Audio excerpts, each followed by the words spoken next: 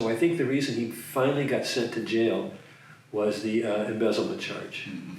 And he was sentenced to 3 years. He went from the courtroom right to the downtown jail there on C Street, and he got put in with everybody else there. For 90 days. For 90 days. And he was furious because they told him it wouldn't be quite that long. Then eventually he went out to a farm or a place elsewhere in town where he did mostly gardening. Mm-hmm. And then, I'm trying to remember how long he was there. Maybe he was there. 8 months is all. Oh, okay, 8 months, good. And then eventually the bank was sold. I mean, did they ever run in the bank? I'm kind of No. It was insolvent. Was it declared insolvent? It was sold to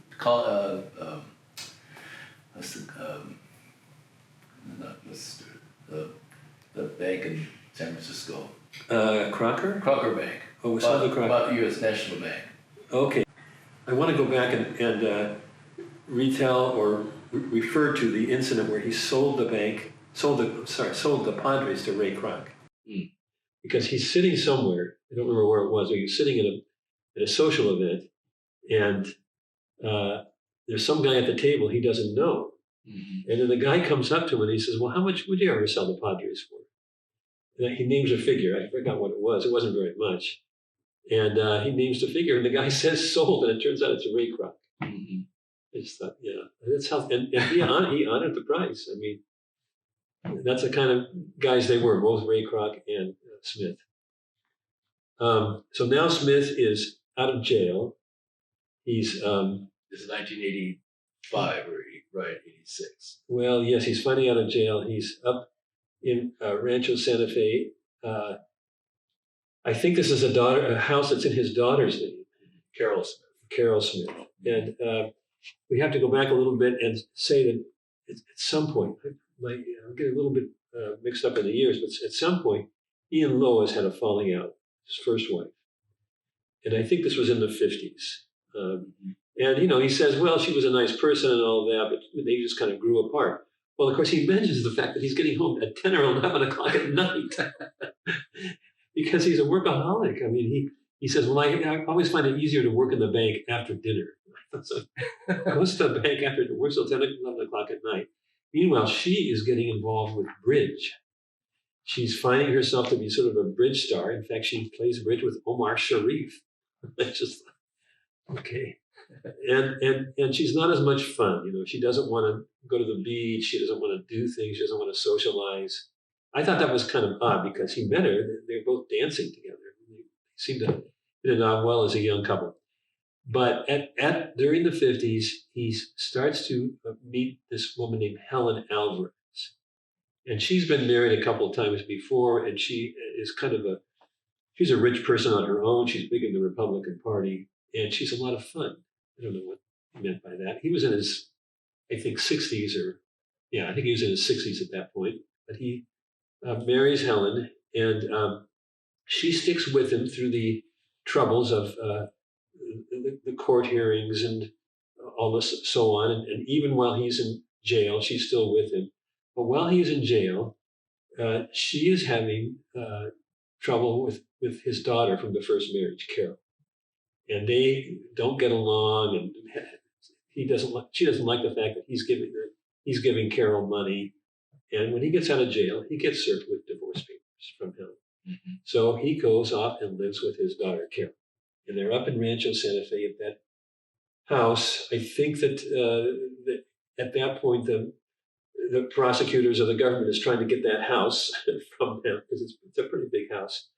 But in 1992, at some point before 92, let's say 88, our reporter, Neil Matthews, was trying to get an interview with him because he figured, okay, he's out of jail now, and maybe he'll talk. But for some reason, it lasted until early 92, and Smith finally agreed. And I think maybe it's because we offered to pay him $2,000 to sit down and, talk to Neil in the tape recorder.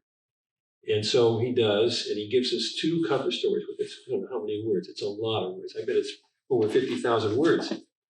And it's an amazing story. And that's why we're recording this, because you can't believe it until you read it, how how much recall he had of very things way in the past, and how much detail he speaks in, and all the people he knew and met, and his personality. Is that what strikes you too, Roger? Those things? Well, I guess what's surprising me is, in spite of his fall from grace, and he had no money at the end, he was just living on Social Security apparently, and he offered to buy what his daughter would sell him his drugs or something. No, right? his daughter came by the meter office and wanted to know if my wife and I would buy some Oriental carpets that they owned, and I don't know how much they were going to be, $1,000. But I guess what strikes me if you read the article now is, in spite of all of his problems, he was still positive on San Diego, positive on life.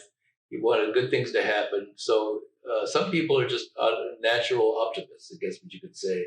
Developers are like that. They're always looking at the bright side of everything, versus the rest of us who are very skeptical and cynical about the world. But he still could overlook his shortcomings and look at the good things that he did. And another thing I thought was striking is that, of course he had enemies. I mean, there were certain people that he said, I don't know what words he used. He didn't swear that much during the interview, but, he just thought he thought Silverhunter Peterson, for example, kind of betrayed him because he helped them out when they first came here. And there were a couple of other instances like that. I think Kunzel, one of his partners, he did like after a while, maybe, I don't know, turned on him or something, but really he didn't. He wasn't that bitter. It didn't seem like. He seemed to be so interested in telling his story. And it's a fascinating story. It is. And I guess I don't know what the lesson of his life is. It's just that Don Botter, your former columnist in the Union Tribune, a business reporter who was on top of the story all along his whole career at the UT, would talk about all the other scandals that San Diego has had with money people and bankers and promoters and developers, and Smith is just one of them. And we didn't mention the fact that his bank, when it failed, was the biggest bank failure in American history. Oh, it was. I didn't until all these other even bigger banks flopped in the last couple of downturns. Yeah. So it was a major hit to San Diego's reputation,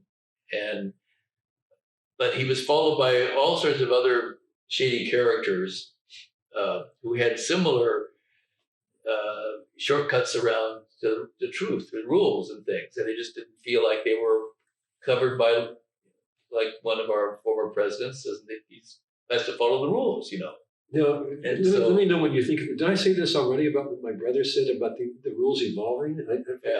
Although I don't really think that's true. I think the rules are there. He just didn't invent the rules. Yeah. And the enforcement maybe wasn't as strong as it is today. So perhaps he didn't realize that he shouldn't have been doing these things. And other bankers who did not do this. So this was not common. Yes, that's right. I think that's the difference with him. Is he didn't see anything wrong with it because my bank, my money, and I can spend it the way I want. Well, no, the banks are not your piggy bank. And I don't think he didn't know where the boundaries were, And in some of the charges, I think they were kind of complicated. So as the writer Neil Matthews says, he seemed to not understand. I don't understand it. When you read it, some of these things are. Roger and I have tried to figure it out. So I never covered the sort of thing, so I didn't understand high finance. But there are rules in banking, and one of the things is you not commingle your private funds with your bank funds. Those are deposits. They're not your money. Yeah. And he was using deposits to support his own developments, lending money to his own companies. Yeah. That doesn't seem like it's on the surface of it, doesn't seem like it's right. You can't do that. Anyway, that's the story. That's the Smith story. He's now passed away. 1996, he died. He died in 1996, and at 97 years old or so. And people don't talk about it much anymore. No. And when I went back and saw these stories, I thought, gee, with Christmas, this is an amazing story. So, thank you so much, Roger. You're welcome. Glad to cover some old ground for San Diego history.